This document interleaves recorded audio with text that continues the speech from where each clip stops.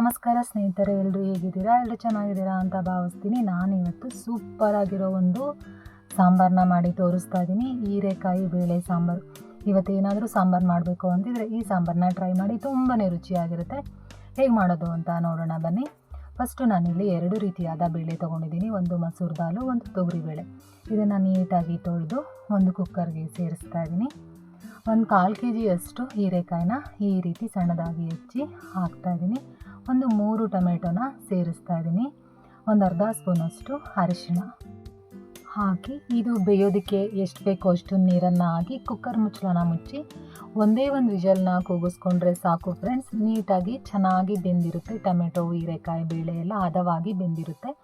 ಇವಾಗ ನಾನು ಸಪ್ರೇಟಾಗಿ ಟೊಮೆಟೊನ ಎತ್ತಿಟ್ಕೊತಾ ಇದ್ದೀನಿ. ಟೊಮೆಟೊ ತಣ್ಣಗಾದ್ಮೇಲೆ ಒಂದು ಮಿಕ್ಸಿ ಜಾರ್ಗೆ ಟೊಮೆಟೊ ಹಾಕ್ತಾಯಿದ್ದೀನಿ.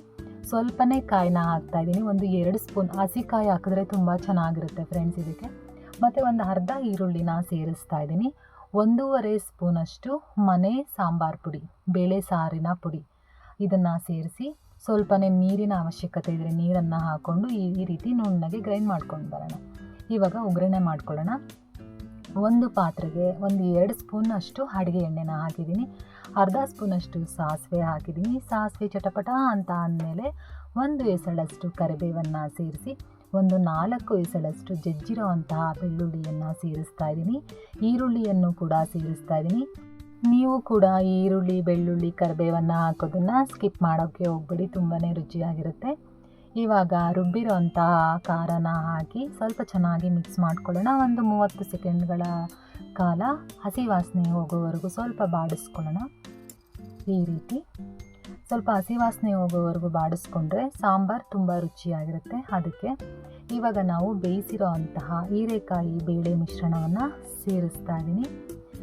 ಇದನ್ನು ಸ್ವಲ್ಪ ಚೆನ್ನಾಗಿ ಮಿಕ್ಸ್ ಮಾಡಿಕೊಂಡು ಉಳಿದಿರೋ ಅಂತಹ ನೀರನ್ನು ಸೇರಿಸ್ಕೊಳ್ಳೋಣ. ಮಿಕ್ಸಿ ಜಾರಿಗೂ ಸ್ವಲ್ಪ ನೀರನ್ನು ಸೇರಿಸಿ ಹಾಕ್ತಾಯಿದ್ದೀನಿ ನಾನು. ನನಗೆ ಯಾವ ಹದಕ್ಕೆ ಬೇಕೋ ಆ ಹದಕ್ಕೆ ನಾನು ನೀರನ್ನು ಸೇರಿಸ್ಕೊತಾ ಇದ್ದೀನಿ. ನೀವು ಅಷ್ಟೇ ಫ್ರೆಂಡ್ಸ್, ನಿಮಗೆ ಯಾವ ಹದಕ್ಕೆ ಬೇಕೋ ಆ ಹದಕ್ಕೆ ನೀರನ್ನು ಸೇರಿಸ್ಕೊಂಡು ಮಿಕ್ಸ್ ಮಾಡಿಕೊಂಡ್ರೆ ತುಂಬಾ ಚೆನ್ನಾಗಿರುತ್ತೆ. ಇವಾಗ ಸ್ವಲ್ಪ ರುಚಿಗೆ ತಕ್ಕಷ್ಟು ಉಪ್ಪನ್ನು ಹಾಕಿ ಒಂದು 2ರಿಂದ 3 ನಿಮಿಷ ಬೇಯೋದಕ್ಕೆ ಬಿಡೋಣ. ಆಮೇಲೆ ಪ್ಲೇಟನ್ನು ಮುಚ್ಚಿ ಇನ್ನೂ ಒಂದು ಸಲ ಒಂದು 2ರಿಂದ 3 ನಿಮಿಷ ಬೇಯೋದಕ್ಕೆ ಬಿಡೋಣ. ಸ್ವಲ್ಪ ಚೆನ್ನಾಗಿ ಕುದಿಸಿದ್ರೆ ಈ ಸಾಂಬಾರು ರುಚಿ ಇನ್ನೂ ಜಾಸ್ತಿ ಆಗುತ್ತೆ. ಅದಕ್ಕೆ ನಾನಿಲ್ಲಿ 2 ಸಲ ಈ ರೀತಿ ಪ್ಲೇಟನ್ನು ಮುಚ್ಚಿ ಸ್ವಲ್ಪ ಕುದಿಸ್ಕೊತಾ ಇದ್ದೀನಿ. ನೀವು ಇದೇ ರೀತಿ ಮಾಡಿ. ಲೋ ಫ್ಲೇಮಲ್ಲೇ ಇಡಿ ಸ್ಟವನ್ನು, ಇಲ್ಲ ಸೀದೋಗ್ಬಿಡುತ್ತೆ, ತಳ ಹಿಡಿದ್ಬಿಡುತ್ತೆ. ತಳ ಹಿಡಿದ್ರೆ ಸಾಂಬಾರು ಚೆನ್ನಾಗಿರಲ್ಲ. ಹೀರೆಕಾಯಿ ಒಂದಿದ್ದರೆ ಈ ಸಾಂಬಾರು ಒಂದು 20 ನಿಮಿಷದಲ್ಲೇ ರೆಡಿನೇ ಆಗೋಗ್ಬಿಡುತ್ತೆ. ತುಂಬಾ ರುಚಿಯಾಗಿರುತ್ತೆ. ತುಂಬಾ ಸಿಂಪಲ್, ಟೇಸ್ಟಿಯಾಗಿ ಮಾಡಿ ತೋರಿಸಿದ್ದೀನಿ. ನೀವು ಈ ಸಾಂಬಾರನ್ನ ಇವತ್ತು ಮಧ್ಯಾಹ್ನಕ್ಕೆ ಟ್ರೈ ಮಾಡ್ತೀರಾ ಅಂತ ಅಂದ್ಕೊಂಡಿದ್ದೀನಿ. ನಿಮಗೆ ಈ ಸಾಂಬಾರು ರೆಸಿಪಿ ಇಷ್ಟ ಆಗಿದೆ ಅಂತಲೂ ತಿಳ್ಕೊಂಡಿದ್ದೀನಿ. ಇಷ್ಟ ಆಗಿದರೆ ಲೈಕ್ ಮಾಡಿ, ಕಮೆಂಟ್ ಮಾಡಿ, ಇದೇ ರೀತಿ ನನಗೆ ಸಪೋರ್ಟ್ ಮಾಡಿ ಅಂತ ಕೇಳ್ತಾ ಮತ್ತೆ ಸಿಗ್ತೀನಿ ಮತ್ತೊಂದು ರೆಸಿಪಿಯೊಂದಿಗೆ. ನಮಸ್ಕಾರ.